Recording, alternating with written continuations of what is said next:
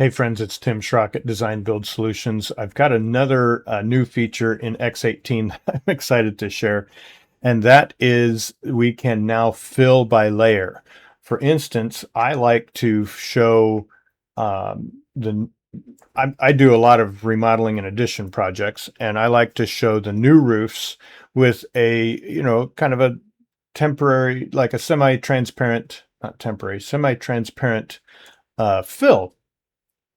And in the past, I've had to just create a polyline that has a fill and control it by layer. But now I can just select these roof planes that I want filled on my roof plan layer. And when I open this, I go to my fill style, and I'm going to choose, instead of a pattern, I'm going to choose use layer.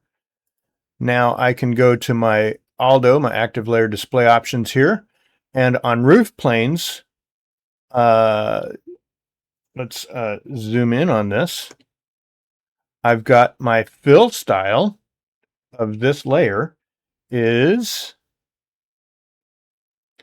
solid gray and 75% transparent. Now I could also make this a gradient if I wanted, and there would be my result. But that's whoops. That gradient is not what we want to do. So I'm going to go back to my fill style here and click on this layer. We're going to choose single color, and the gray 75% is what I want. Now, when I go to my roof framing plan, that fill for this layer, right? I can make my fill no pattern for this layer on this layer set.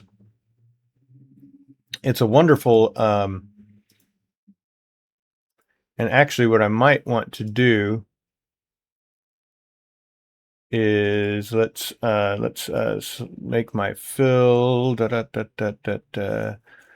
to do this roof. I'm going to do it through the layer display options